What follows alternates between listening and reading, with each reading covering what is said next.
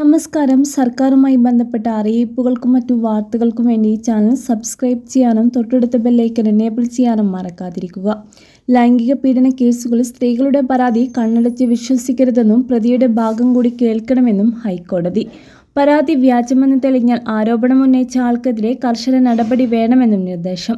നിരപരാധികൾക്കെതിരെ ലൈംഗിക ആരോപണം ഉന്നയിക്കുന്ന പ്രവണത നിലവിലുണ്ടെന്നും കോടതി നിരീക്ഷിച്ചു.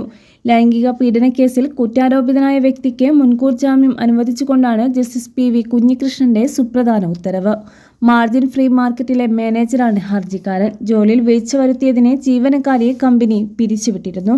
ഇതിന്റെ പേരിൽ അവർ ഭീഷണിപ്പെടുത്തിയെന്ന് ജനുവരി 14-ന് ബന്ദിയുടുക്ക പോലീസിൽ പരാതി നൽകിയെങ്കിലും അന്വേഷണമുണ്ടായില്ലെന്ന് ഹർജിക്കാരൻ അറിയിച്ചു.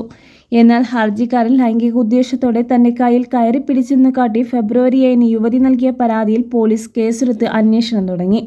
തുടർന്നാണ് ഹർജിക്കാരൻ ഹൈക്കോടതിയെ സമീപിച്ചത്.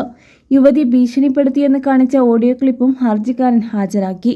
കാര്യം ബോധ്യപ്പെട്ട കോടതി തൊഴിലുടമയ്ക്ക് മുൻകൂർ ജാമ്യം അനുവദിച്ചുകൊണ്ടുള്ള ഉത്തരവിനിടെയാണ് സുപ്രധാനമായ പരാമർശം നടത്തിയത്. ലൈംഗിക പീഡന കേസുകൾ സത്യസന്ധമായി കൈകാര്യം ചെയ്താൽ തൊഴിൽപരമായ ബുദ്ധിമുട്ടുണ്ടാകുമെന്നും പോലീസ് ഉദ്യോഗസ്ഥർ ഭയപ്പെടേണ്ട. പൂർണ്ണമായ നിയമസംരക്ഷണം ഉറപ്പുവരുത്തുമെന്ന് ഹൈക്കോടതി വ്യക്തമാക്കി.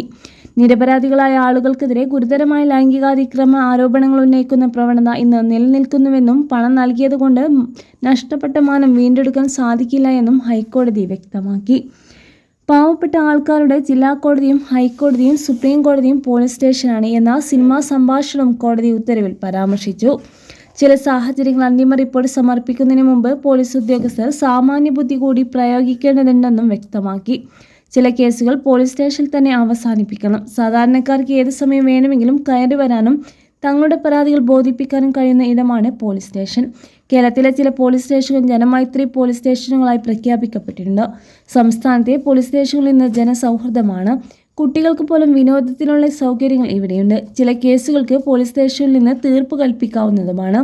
അതുകൊണ്ടാണ് അന്തിമ റിപ്പോർട്ട് സമർപ്പിക്കുന്നതിന് മുമ്പ് സാമാന്യബുദ്ധി പ്രയോഗിക്കണമെന്ന് പറയുന്നതെന്നും കോടതി വ്യക്തമാക്കി.